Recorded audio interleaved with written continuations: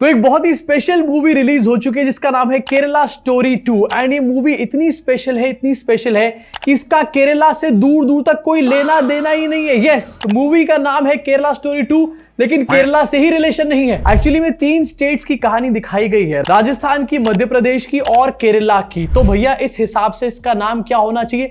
The India story, लेकिन नाम इसका रखा है द केरला स्टोरी। अब सिर्फ 2 ही रीजन है केरला स्टोरी नाम के पीछे। पहला रीजन कि भैया केरला स्टोरी 1 चली थी तो उसको कैश आउट कर लेते हैं, केरला स्टोरी 2 रख लेते हैं जिससे किसी तरीके से लोग हॉल में आए, क्योंकि ट्रेलर टीजर में और कहानी में तो दम यहां पर है ही नहीं। एंड दूसरा सबसे बड़ा रीजन ये है कि अगर इसका नाम केरला स्टोरी 2 ना होता, अगर इसका नाम राजस्थान स्टोरी या फिर मध्य प्रदेश स्टोरी 2 होता, तो भैया बीजेपी वाले जो है लात मार के भगा देते। इनफैक्ट स्पॉइलर अलर्ट आपको यहां पर देना चाहता हूं, क्योंकि काफी सारे वीडियो में स्पॉइलर्स भी हैं। लेकिन सबसे मेजर चीज, इसका नाम केरला स्टोरी 2 रखा गया है, लेकिन इसमें जो सर्वाइवर सॉर्ट ऑफ दिखाई गई है वो एक्चुअली में भोपाल की एक लड़की है। तो इसके हिसाब से इसका नाम भोपाल स्टोरी 2 होना चाहिए था। लेकिन फिर देखने कौन आता? विपुल शाह भी इसको नहीं देखता, जो कि इसका प्रोड्यूसर है। अब इस फिल्म में फुल ऑन प्रोपेगेंडा है and full on brain wash करने की कोशिश यहां पर करी गई। अगर कोई लेमैन जाकर के इसको देखेगा, जिसको न्यूज के बारे में नहीं पता होगा, जिसको चीजों की रियलिटी नहीं पता होगी, तो वो डेफिनेटली ब्रेन वॉश हो जाएगा। इन द फेस आपको गोबर के उपले की तरह प्रोपेगेंडा मुंह पर दे करके मारेंगे, उल्टी आ जाएगी फिल्म देखते देखते आपको। फिल्म में काफी यूनिक चीजें दिखाई गई है, लव जिहाद एंड कन्वर्जन जैसी, एंड दिखाया गया कि ये कितनी बड़ी प्रॉब्लम है। अब डेफिनेटली भाई काफी बड़ी प्रॉब्लम है, लेकिन इतनी ही बड़ी प्रॉब्लम है तो मोदी सरकार लव जिहाद टर्म को यहां पर मानती क्यों नहीं है? खुद यहां पर मोदी सरकार ने संसद के अंदर कहा है कि लव जिहाद जैसी कोई टर्म एग्जिस्ट ही नहीं करती है। मतलब जिस टर्म को मोदी सरकार खुद कह रही है कि ये एग्जिस्ट नहीं करता, उसके ऊपर फिल्म बना दी एंड सीबीएफसी ने उसको यहाँ पर परमिशन भी दे दी। अब जितनी खास है ये मूवी उतनी ही यूनिक स्टोरी है, काफी यूनिक स्टोरी है। एक बंदा होता है, एक बंदी होती है, वो बंदा मुसलमान होता है, बंदी हिंदू होती है, बंदा उसको फंसा लेता है, अल्टीमेटली कन्वर्जन करा के शादी कर लेता है उससे, एंड फिर उसे मार डालता है अल्टीमेटली। क्या यूनिक स्टोरी है! ऐसा लग रहा है खुद बैठ करके कोई स्क्रिप्ट यहाँ पर नहीं लिखी, सिर्फ इन्होंने कुछ न्यूज आर्टिकल्स को निकाला एंड बीजेपी के जो व्हाट्सएप फॉरवर्ड होते हैं वो सारे पढ़ने शुरू कर दिए। सारे व्हाट्सएप को जोड़ जोड़ के इन्होंने पूरा स्क्रिप्टा बना दिया यहाँ पे। इनफैक्ट व्हाट्सएप यूनिवर्सिटी की यहाँ पर मैं बात करना चाहता हूँ। व्हाट्सएप यूनिवर्सिटी पे जो बातें चलती है फिल्म में कूट कूट कर भरी हुई है। पक्का इसके डायलॉग किसी व्हाट्सएप या अंकल ने ही लिखे होंगे। कैसी बात है? जैसे कि मेरा सलीम ऐसा नहीं है, बार बार इस चीज को रिपीट मोड पे दिखाया गया है। एंड ये दिखाया गया है, देखो लड़कियां ऐसा कहती हैं लेकिन अल्टीमेटली सलीम वैसा ही होता है, मुसलमान खराब ही होते हैं। इनफैक्ट लिबरल्स कितने बेवकूफ होते हैं, राइट विंग फैनेटिक की तरह बात कर रहे हो तुम। यहाँ पर लिबरल किसी को दिखाने की कोशिश करी गई, सारी वही चीजें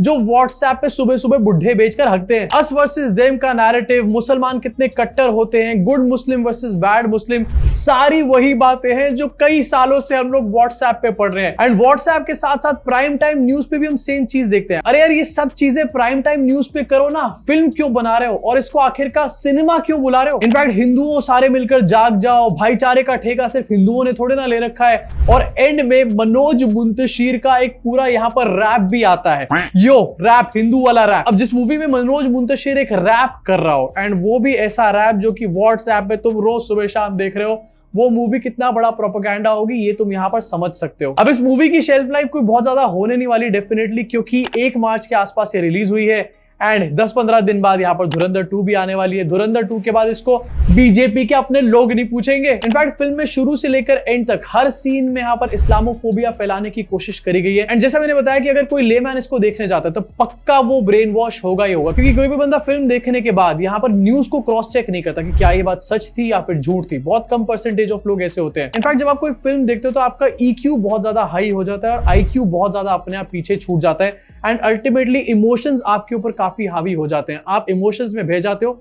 और दिमाग में एक नैरेटिव हमेशा के लिए सेट कर देते हो। इनफैक्ट एक नैरेटिव सेट किया गया कि मुसलमानों से तुम्हारी बेटियों और बहनों को बहुत बड़ा खतरा है, मुसलमानों से अपनी बेटियों को बचा कर रखो। लेकिन सबसे बड़ा सवाल मैं यहाँ पर पूछना चाहता हूँ कि क्या हिंदू लड़के हिंदू लड़कियों के साथ कुछ उल्टा सीधा काम नहीं करते? निर्भया कांड में जो अक्यूज थे उनमें से कितने हिंदू थे और कितने मुसलमान? बिल्किस बानो केस में जो लोग मुजरिम थे उनमें कितने हिंदू थे, कितने मुसलमान? इनफैक्ट कठुआ केस में जिन लोगों के ऊपर आरोप लगा उसमें से कितने हिंदू थे, कितने मुसलमान? इनफैक्ट कुछ टाइम पहले बनारस में बीजेपी IT सेल से रिलेटेड लोगों ने एक दुष्कर्म किया था, ये न्यूज सामने आई थी। उनके ऊपर कोई बहुत बड़ा पहले एक्शन नहीं लिया गया, बाद में एक्शन लिया गया, उसके बाद उनको छोड़ भी दिया गया।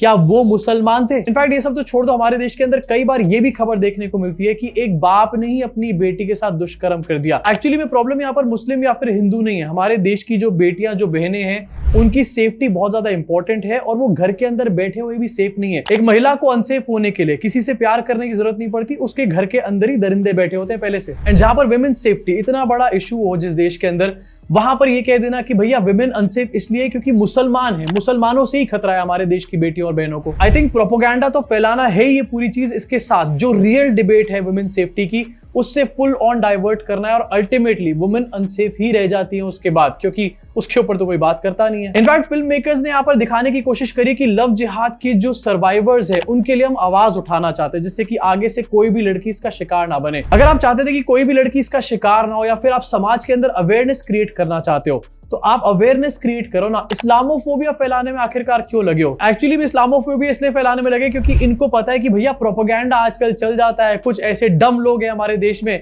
जो इन चीजों के नाम पर फिल्म देखने आ जाते हैं और हम कुछ नोट छाप के यहां से निकल जाएंगे। इन्होंने अपने सामने लाइव एग्जांपल देखे। अब जहां पर ब्रेन वॉशिंग, इस्लामोफोबिया और रियल डिबेट से ध्यान भटकाया गया, दूसरी तरफ हिंदू सोसाइटी कितनी पिछड़ी हुई है, कितनी दकियानूसी है। इंसल्ट करने का काम किया है हिंदू सोसाइटी को यहाँ पर इन लोगों ने। कैसे? जैसे कि ये दिखाया गया कि अगर छोटे कपड़े पहन के रील्स में डांस करोगी तो तुम्हारे साथ कुछ गलत हो ही जाएगा। यहाँ पर ये माँ बाप समझा रहे हैं अपनी बेटी को और कोई नहीं बोल रहा। इनफैक्ट अगर तुम ज्यादा लिबरल बनोगे तो तुम्हारे साथ कुछ भी उल्टा सीधा हो सकता है। ये सब यहाँ पर बताया जा रहा है हिंदू सोसाइटी के बारे में। एंड साथ में वही बीजेपी वाली बात है कि देखो मुसलमानों के इतने देश हैं, किसी एक के साथ कुछ हो जाए तो सारे के सारे इकट्ठे हो जाते हैं, लेकिन हम हिंदू जो है किसी के साथ कुछ हो जाए तो हम लोग एक नहीं हो पाते। एक है तो सेफ है वाली बातें करी गई हैं। अगर 2026 में एक ऐसी फिल्म बन रही है और सिनेमा हॉल तक पहुंच रही है सारे सर्टिफिकेट मिलने के बाद, तो ये बात समझ लो कि सिनेमा का फ्यूचर हमारे देश में पूरी तरीके से डार्क जोन में है। आने वाले टाइम में ऐसी प्रोपेगेंडा फिल्म बनेगी, किसी फिल्म में सॉफ्ट प्रोपेगेंडा दिखाया जाएगा, किसी में हार्श प्रोपेगेंडा दिखाया जाएगा, लेकिन अल्टीमेटली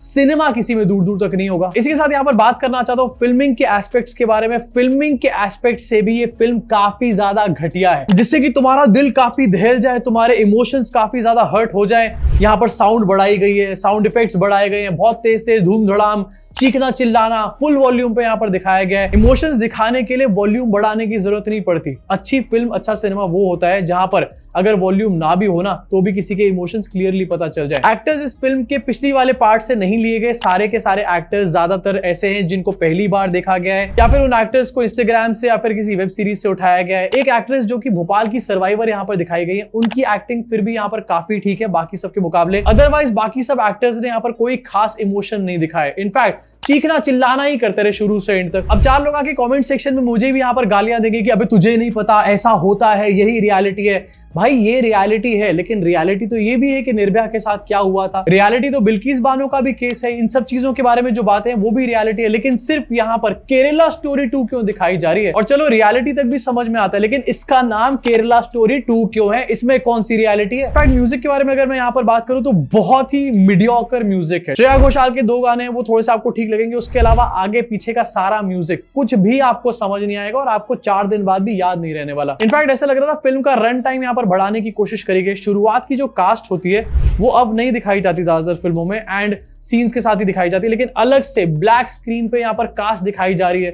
3-4 मिनट उसी के अंदर लगा दिए। इनको एक्चुअली में पता था कि एंड में कोई रुकने ही नहीं वाला, शुरू में ही दिखा दो जो दिखाना है। अब सरकार और कुछ फिल्म मेकर्स तो ऐसे हैं जो कचरा परोस रहे हैं यहाँ पर, लेकिन कुछ लोग ऐसे भी हैं हॉल के अंदर। वैसे तो सिर्फ 12 लोग थे जब मैंने फिल्म देखी, एंड इस फिल्म को बहुत बड़ा ब्लॉकबस्टर भी बताया जाएगा, लेकिन उन 12 में से 3-4 लोग ऐसे भी थे पीछे बैठे हुए जो तालियां बजा रहे थे एंड में। एंड इसलिए मैं कहना चाहता हूं कि ये मूवी अगर थोड़े से भी लोगों ने देख ली तो एक बहुत बड़ा डिवीजन क्रिएट करेगी हमारी सोसाइटी के अंदर। मूवी कोई खास इंपैक्ट छोड़ेगी नहीं लॉन्गर टर्म तक, लेकिन शॉर्ट टर्म के लिए ब्रेन वॉशिंग इस मूवी को देखकर डेफिनेटली हो सकती है। ये क्रॉस चेकिंग करना हमारे देश में बहुत लोगों के बस की बात नहीं होती। अब ये तो था रिव्यू द केरला स्टोरी 2 का, जिसका केरला से कुछ भी लेना देना नहीं है। मैं चाहता हूं कि आप इस मूवी को देखने मत जाना गलती से भी, एंड इस रिव्यू को लोगों से शेयर जरूर करना, जिससे कि इस मूवी की रियलिटी पूरी तरीके से एक्सपोज हो पाए। एंड हिंदुओं को भी इंसल्ट कर रही है भाई ये मूवी, ये बात भी हिंदुओं को समझ आ पाए। बहुत सारे लोग मुझे कहते हैं कि मैं पुरानी मूवीज को भी दोबारा रिव्यू करना शुरू करूं या फिर वेब सीरीज को भी रिव्यू करूं। तो अगर आपके पास कोई सजेशन है तो नीचे कमेंट सेक्शन में बता सकते हो कि कौन सा रिव्यू आप यहां पर देखना चाहते हो।